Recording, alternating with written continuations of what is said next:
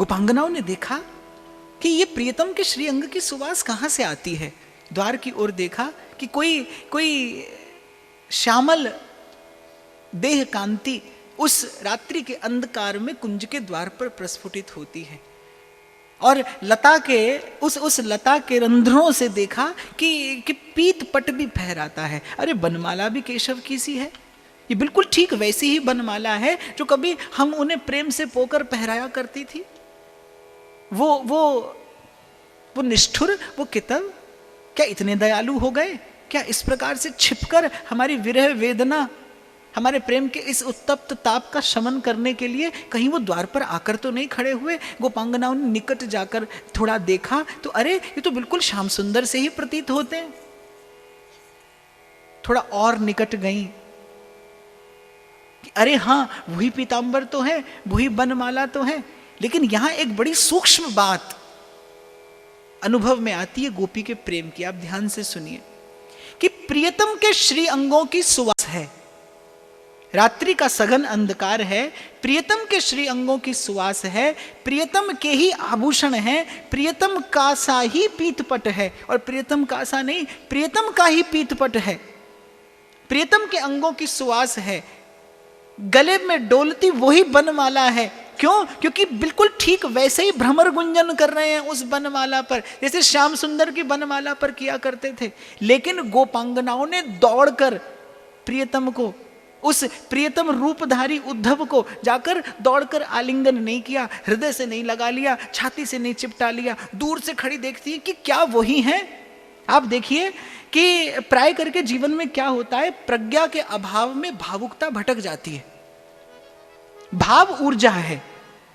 मैं सदा निवेदन करता हूं कि आप whenever you get involved in any kind of spiritual practice, आप कोई भी प्रयास करेंगे आध्यात्मिक उत्थान का, तो आप में एक ऊर्जा का आविर्भाव होगा। आप नाम जपेंगे, आप कोई भी किसी भी सत्कर्म में प्रवृत्त होंगे, आप कथा श्रवण करेंगे, आप कीर्तन करेंगे, आप पूजन अर्चन करेंगे, आप सेवा में जाएंगे, तो आप कोई भी ऐसी जब क्रिया करेंगे तो आप में उस भाव का, उस ऊर्जा का, उस शक्ति का आविर्भाव होगा। मैं तो कल भी आपसे कह रहा था कि सहज में नाम संकीर्तन करने वाले की चेतना का ऊर्ध्वगमन होने लगता है।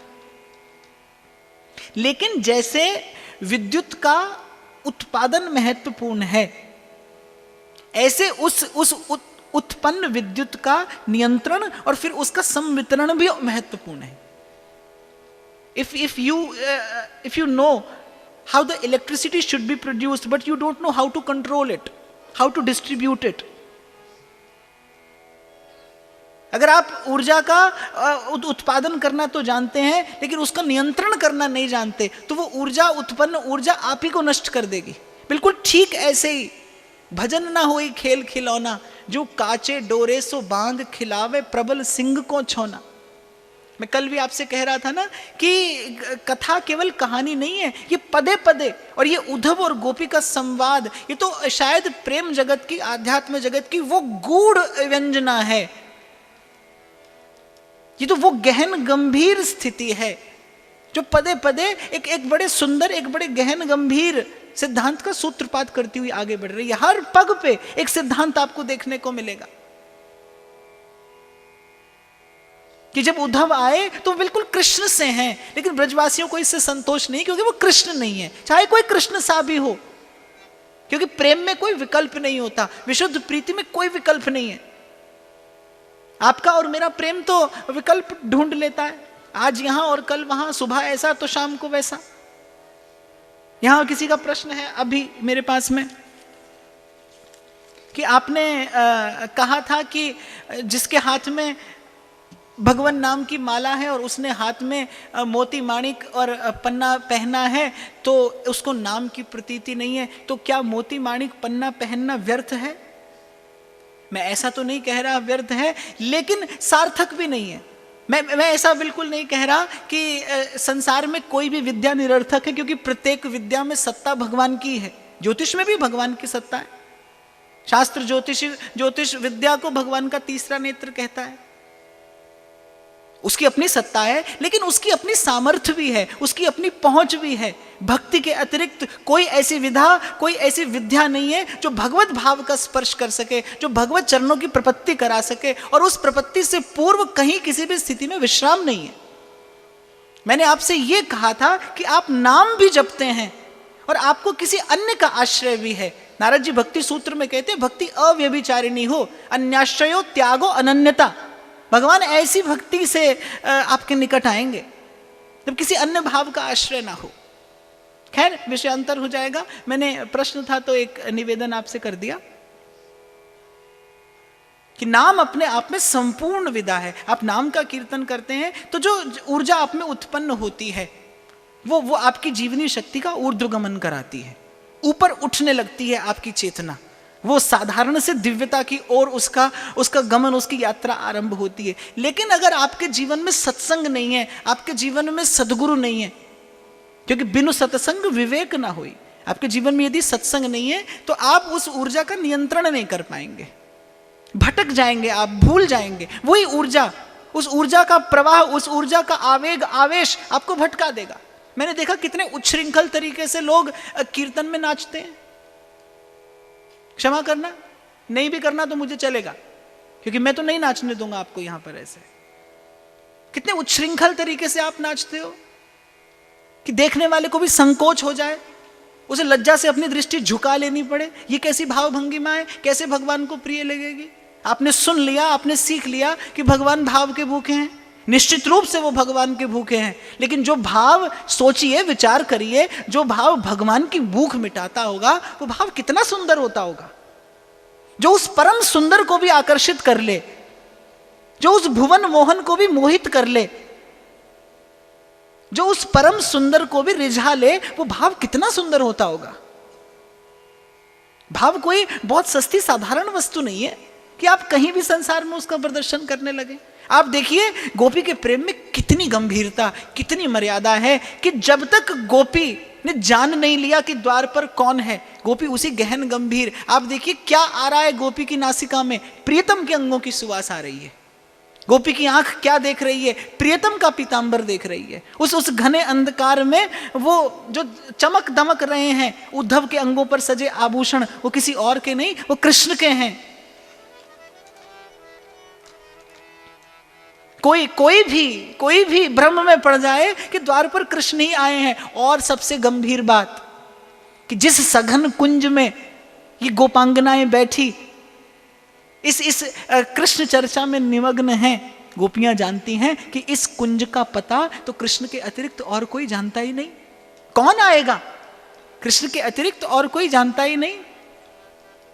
लेकिन फिर भी गोपी ने कोई भावनात्मक उच्छृंखलता नहीं दिखाई। गोपी नहीं दौड़कर चिपक गई जाकर उद्धव के चरणों से, नहीं लिपट गई कोई गोपी, दूर से खड़ी देखती है कि कौन है। कितनी अद्भुत मर्यादा। मैं कल भी आपसे कह रहा था, श्रीमद् भागवत का ही आप अगर दर्शन करें तो कृष्ण रूपी उस परम प्रेम सिंधु का जब आविर्भाव हुआ है तो पहले श्री राम रूपी मर्यादा बांधी है महर्षि वेदव्यास ने। मर्यादा के पात्र में प्रेम टिकता है। प्रेम का बड़ा अद्भुत शील है, प्रेम का बड़ा सुंदर स्वभाव है। उसके एक एक भाव में बड़ा गौरव है, बड़ी गरिमा है। इसीलिए भगवत रसिक की बातें रसिक बिना कोई समझ सके ना। इसलिए प्रथम दिन ही मैंने अपनी धृष्टता की क्षमा याचना कर ली थी, श्याम सुंदर से नहीं, गोपांगनाओं से, कि ये मेरी बिल्कुल अनधिकार चेष्टा है। जो बात मैं कहने जा रहा हूं वो बात वस्तुतः जिह्वा तक आने योग्य है नहीं, उसे लाना ही नहीं चाहिए। प्यार कोई बोल नहीं, प्यार अल्फाज नहीं, एक खामोशी है सुनती है कहा करती है, न ये रुकती है ना थमती है ना ठहरी है कहीं, नूर की बूंद है सदियों से बहा करती है, सिर्फ एहसास है ये रूह से महसूस करो, प्यार को प्यार ही रहने दो, कोई ना दो। शायर कहता है अगर मोहब्बत है और खुदा सी है, अगर मोहब्बत है और खुदा सी है तो जान लीजिए, अगर मोहब्बत है और खुदा सी है तो जान लीजिए, जिसे छू ना सको उसे खुदा कहते हैं। अक्ल में जो घिर गया ला इंतहा क्यों कर हुआ, और जो समझ में आ गया फिर वो खुदा क्यों कर हुआ। सिर्फ एहसास है, ये आत्मा का अनुभव है, अनिर्वचनीय प्रेम स्वरूपम। इसीलिए नारद जी ने बहुत अधिक विस्तार नहीं किया भक्ति सूत्र में, और केवल एक संकेत कर दिया कि अगर कहीं इस प्रेम का दर्शन हुआ है तो कहां, यथा ब्रज गोपिका ना। अगर कहीं आपको पढ़ना है, अगर प्रेम की किताब कोई पढ़नी है तो गोपी को पढ़िए, यथा ब्रज गोपिका नाम। और शास्त्र कहता है कि अगर आपके पास समय ना हो, स्थिति अनुकूल ना हो आपके, आप मंदिर में प्रवेश न कर सकते हो, तो मंदिर की ध्वजा को प्रणाम कर लेना चाहिए। मंदिर की ध्वजा को प्रणाम करने से देव दर्शन का ही पुण्य मिलता है। और इस कृष्ण रूपी प्रेम मंदिर की ध्वजा कौन है? नंददास जी कहते हैं गोपी प्रेम की ध्वजा, जिन गोपाल कियो अपने बस उर्धर श्याम भुजा। आप समग्र इस अस्तित्व को जानने के इस प्रपंच में, इस प्रयास में, इस परिश्रम में न पड़े, केवल गोपी रूपी प्रेम ध्वजा को प्रणाम करिए, प्रेम देव का दर्शन होगा।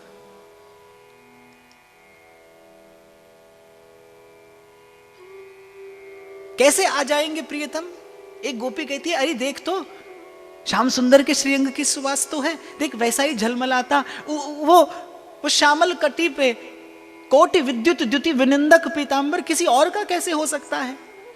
और बनमाला तो कोई वैसी पहन भी ले, लेकिन बनमाला पर भ्रमर कैसे गुंजन करेंगे? श्याम सुंदर, क्योंकि भ्रमर बनमाला के फूलों की सुवास से आकर्षित होकर नहीं, वो तो मेरे श्याम सुंदर के श्री अंग की सौगंध से लुप्त होकर, बनमाला के ब्याज से प्रियतम के निकट रहकर, प्रियतम की सन्निधि में रहकर प्रियतम का गुणगान किया करते थे। ये भ्रमर कैसे झूठ बोलेंगे? पर दूसरी गोपी उत्तर देती है कैसे आ जाएंगे प्रियतम? जे दिन दामा ही बिछड़ गया, जे दिन दामा ही बिछड़ गया, सानू सौण दे चेते भुल गए ने। अखां मुड़ मुड़ रावां वेख दियां, अखां मुड़ मुड़ रावां वेख दियां, ओनू आउण दे चेते भुल गए ने। दिन प्यार दे कदे ना होण थोड़े, सुन ले दुआवां मेरियां, रब्बा कदी भी ना पैण विछोड़े, सुन ले दुआवां मेरियां। कोई जांदे होए सजना नू मोड़े, सुन ले दुआवां मेरियां। अरे वो ब्रजपति से अब यदुपति हो गए, वो गोपीजन वल्लभ से अब रमानाथ हो गए हैं। उन्हें तो अब मधुपुरी की नागरी स्त्रियों के हाथ का बनाया अंगराग रुचता है, उनके हाथ के सिद्ध किए हुए पकवान रुचते हैं। वो क्यों कर अब इस गोचारण प्रदेश में आने लगे? पर ये वस्त्र आभूषणों से सुसज्जित, ये नील तमाल के समान ये देहधारी, ये उसी प्रकार की अगुरु कुमकुम से चर्चित, ये आखिर ये कौन है? बस ये ऐसी चर्चा करती करती गोपांगनाएं जाकर निकट पहुंची उद्धव के। उद्धव का साहस नहीं हुआ गोपियों के सन्मुख आने का। गोपांगनाएं गई द्वार तक, देखा कि कोई कृष्ण सा है, पर कृष्ण नहीं है, कोई श्याम सुंदर सा है।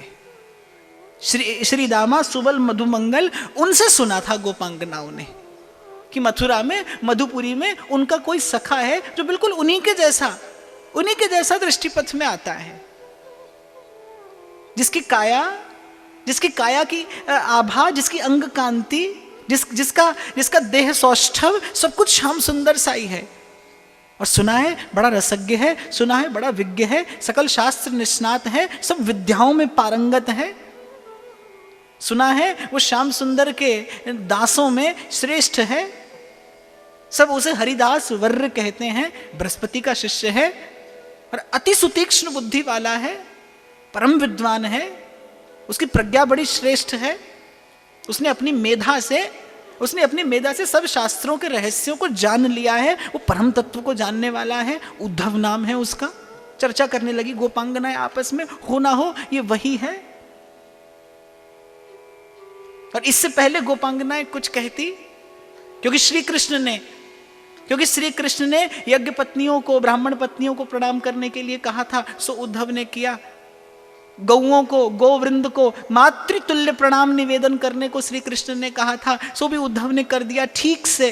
गोवत्सों को दुलार दिया था। सखाओं का दूर से दर्शन करके उद्धव कृतार्थ हो गए थे। और नंद बाबा और यशोदा मैया को भी जैसे तैसे निवेदन कर आए थे वो आधा अधूरा प्रणाम। लेकिन गोपांगनाओं को कुछ कहने के लिए तो श्याम सुंदर ने कुछ कहा ही नहीं था, कुछ अधिक नहीं कह पाए थे वो। मुझे तो ठीक से संकेत भी नहीं कर पाए थे अपनी इन प्राण प्रियतमाओं का। कहां कुछ कह पाए थे केशव मुझसे। गोपांगनाओं की चर्चा आते आते तो कंठ स्वर रुद्ध हो गया था उनका, वाणी स्खलित होने लगी थी, नेत्रों से अश्रुपात होने लगा था। और उनके उस कोटि काम लावण्य युक्त श्री अंग पर प्रेम के अष्ट सात्विक भाव उदीयमान होकर उसे अलंकृत करने लगे थे। कहां कुछ कहा था। आप देखिए इस उद्धव और गोपी के संवाद के मूल में मौन है, श्री कृष्ण का मौन। श्री कृष्ण ने प्रेम भरा संदेश भेजा है, लेकिन शब्दों में नहीं, मौन से भेजा है। कौन कहता है मोहब्बत की जुबान होती है, कौन कहता है मोहब्बत की जुबान होती है, ये वो हकीकत है जो निगाहों से बयां होती है। मौन है इसमें। इससे पहले कि गोपांगनाएं कुछ कहती और उद्धव ने उनकी चरण रेणु अपने मस्तक पर शिरोधार्य करते हुए साष्टांग उनके श्री चरणारविंद की धूलि में लौटते हुए उन्हें एक प्रणाम निवेदन कर दिया। मन में विचार कर रहे हैं उद्धव कि ये केशव ने, ये श्री कृष्ण ने मेरे साथ उचित नहीं किया, जो मुझे उस स्वर्ण रथ पर बिठाकर यहाँ ब्रज में भेजा। ये तो वो रज है, ये वो रेणु है जो रज शिव सन कादिक दुर्लभ, सोरज शीस चढ़ाऊं। क्या इस प्रेम नगरी में रथ पर बैठकर आना शोभायमान हुआ? उद्धव को खेद होने लगा कि मैं उस पथ की, उस देव मुनि दुर्लभ रज के संस्पर्श से वंचित रह गया, जो अपने स्पर्श मात्र से हृदय में युगल के अनुराग और प्रेम को उत्पन्न कराने में, स्फुरण कराने में समर्थ है। हमारे ब्रज के रसिक संत वो जल पीते हैं ना, तो एक पात्र रखते हैं, उसे करुआ कहते हैं। और भगवत रसिक देव तो कहते हैं परम पावन करुआ को पानी। बोले इसी का जल क्यों पीने का व्रत है आपका? बोले परम पावन करुआ को पानी, ये ब्रज रज का बना पात्र है, जाके पिए हिये में आवे मोहन राधा रानी। संतों का ऐसा व्रत है, जीवन व्रत, कि जल पिएंगे तो करुए का ही जल पिएंगे। तात तजऊं सुत भ्रात तजऊं पितु मात तजऊं, कछु सोच न हानि, श्री ब्रिज की रज नाही तजे मोहे, हो न तजो करुआ को पानी। जय जय वृंदावन वृंदावन वृंदावन। और ब्रज रस की उपासना तो वस्तुतः ब्रज रज की उपासना है। रज छाणे रज पाइए और रज पाए रज जाए, रजसों रजहि पिछाटले, रजसों रसिक कहा है। ये रस की उपासना वस्तुतः रज की उपासना है। जो ब्रज रज है वही ब्रह्म संस्पर्श पाकर रस रूप हुई है, रस है। इसलिए अब कभी आप जब जाएं उस ब्रज भूमि में दर्शन करने, तो किसी अन्य प्रसाद की अभिलाषा मत करना, और अभिलाषा भी कर लो तो ठीक है, कम से कम किसी अन्य प्रसाद का किसी मंदिर में जाकर व्यापार मत करना। रुपया देकर प्रसाद खरीदना नहीं,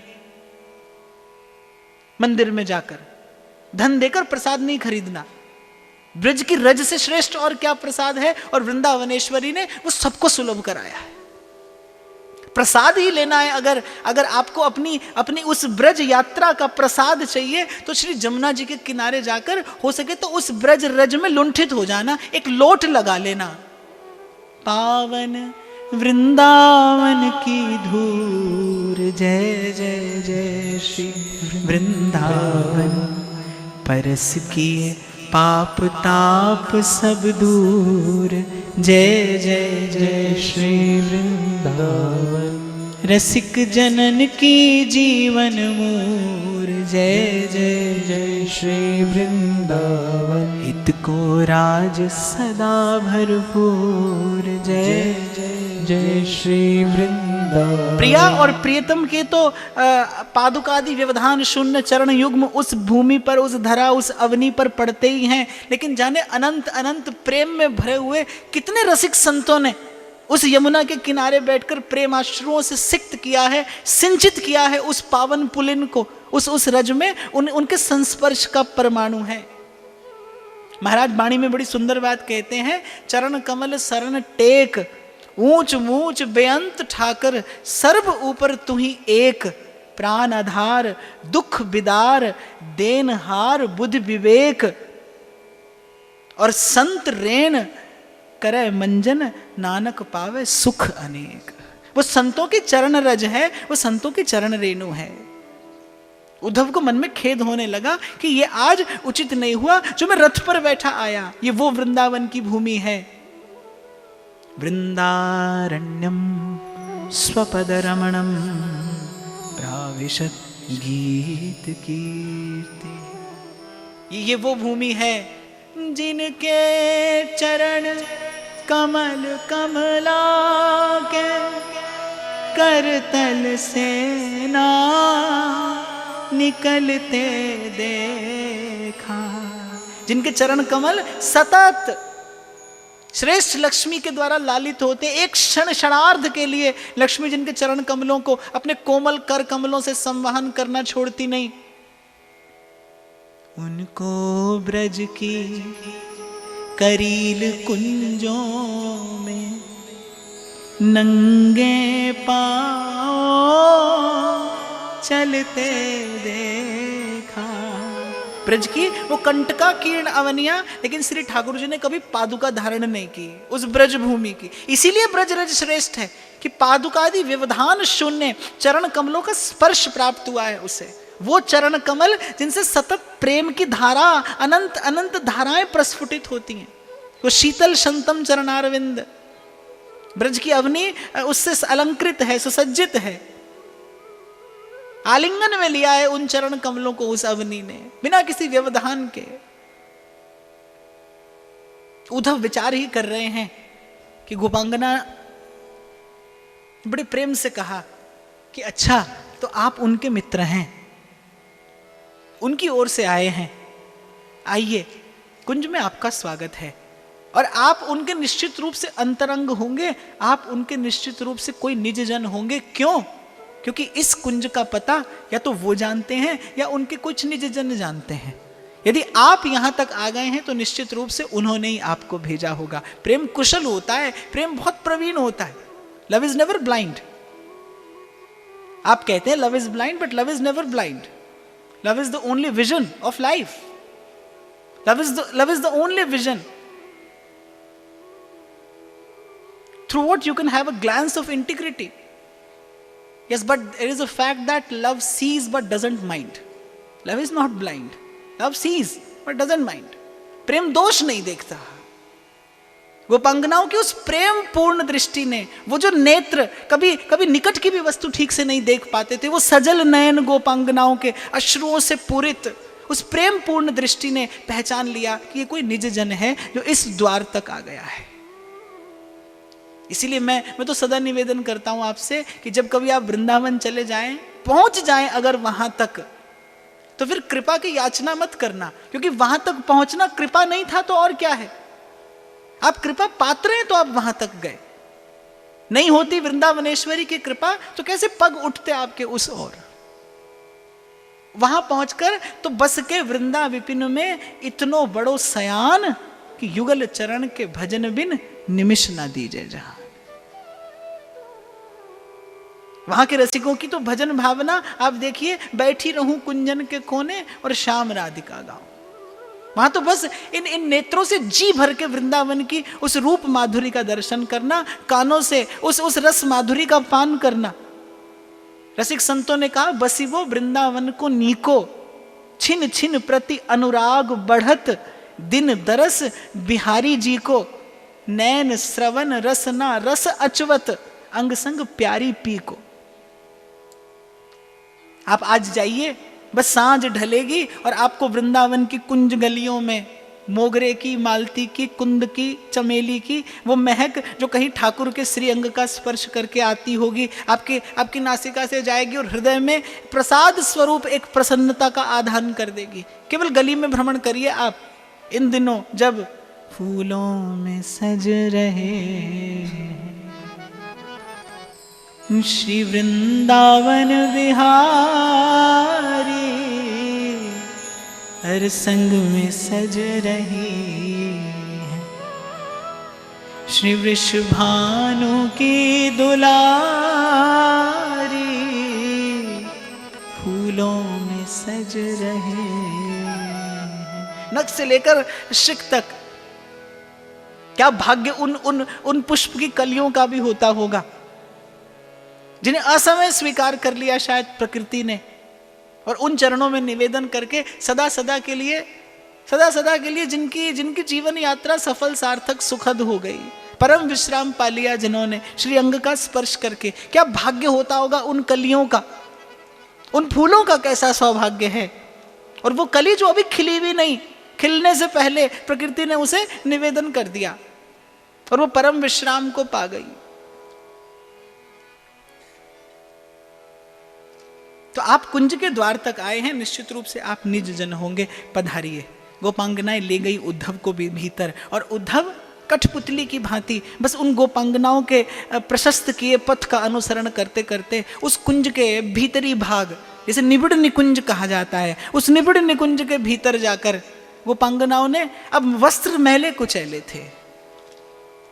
चित चोर ने चित चुराया मेरा, अरे छलिया गया फिर भाज कहाँ, ब्रजमंडल के युवराज बिना, सुख का सब साज समाज।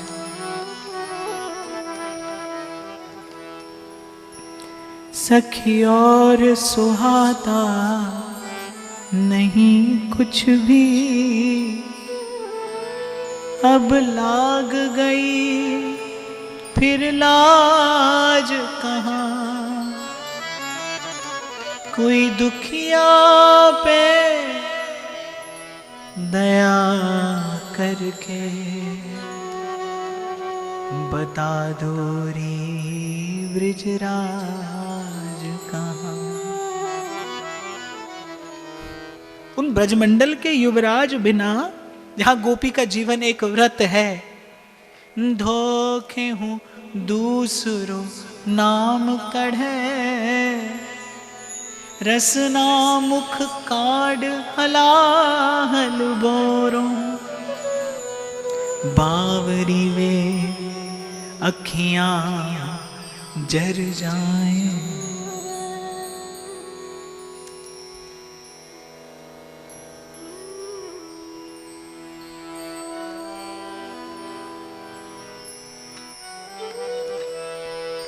बावरी वे अखियां जर जाएं, जो सांवरो छाड़ निहारे।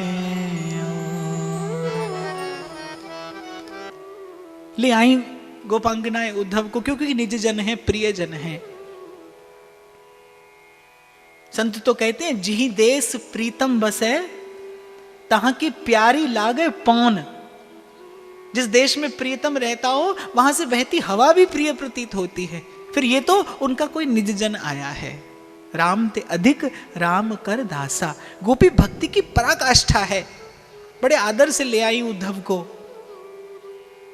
वस्त्र मैले कुचैले थे, और अब देखिए कृष्ण में और कृष्ण सा होने में क्या भेद है। कितने लाड़, कितने दुलार, कितने स्नेह से बैठ गए थे उस मैले कुचैले आंचल पर, जो महारास के समय गोपांगनाओं ने श्री कृष्ण को बैठने के लिए निवेदन किया था। उस आसन में वेद मंत्र से शुद्धि नहीं की गई थी, वो तो प्रेम से शुद्ध था। लेकिन जब गोपांगनाओं ने आसन दिया उद्धव को, वैसा ही कि किसी मैले कुचैले आंचल का आसन, कि और कुछ तो यहाँ है नहीं। और कहाँ वो वस्त्रों की शोभा, कहाँ वो अलंकारों का चमत्कार, और कहाँ वो अंगराग, वो श्रृंगार, वो सब शोभा, वो सब श्री तो श्याम सुंदर के लिए थी, श्याम सुंदर के संग थी। अब ब्रजमंडल के युवराज बिना अब सुख का सब साज समाज कहाँ। अब तो ये मैला कुचैला आंचल है, दे दिया गोपांगनाओं ने कि बैठिए। उद्धव ने जब देखा उस आंचल की ओर तो उद्धव बैठ नहीं पाए, नहीं बैठे उस आसन पर। उन गोपियों के दिए आसन पर उद्धव को बैठने में संकोच हुआ। 5 प्रकार की मुक्तियां पाकर जीव भगवान सा तो हो सकता है, लेकिन भगवान नहीं हो सकता। जीव 5 प्रकार की मुक्तियों को पाकर भगवान सा स्वरूप, भगवान का लोक, भगवान सी सत्ता, भगवान सा ऐश्वर्य, भगवान सा वैभव प्राप्त कर सकता है। वो भगवान सा स्वरूप प्राप्त कर सकता है, लेकिन मेरे ठाकुर सा स्वभाव जीव प्राप्त नहीं कर सकता। जीवा स्वभाव तो दुष्टा सर्वम कुर्वन्ति भगवंतम न भजंती। और एक और उनका स्वभाव जो अपने भक्त की जूती अपने पीतांबर में उठाने में संकोच नहीं करते। नंद बाबा की बात स्मरण आ गई उद्धव को, जब बाबा ने कहा था तुम कहते हो कृष्ण भगवान है। अरे भगवान की चरण रेणु तो भक्त अपने मस्तक पर धारण किए करते हैं, और मेरा कन्हैया तो मेरे पीछे पीछे मेरी पादुकाएं, मेरे पादत्राण अपने मस्तक पर लिए डोलता था कि बाबा आपके पैर में कहीं कंकरी नहीं चुभ जाए। और तुम कहते हो मेरा कृष्ण भगवान है, उसमें कौन सा गुण है भगवान सा? कोई भी तो नहीं। नहीं बैठ पाए उद्धव।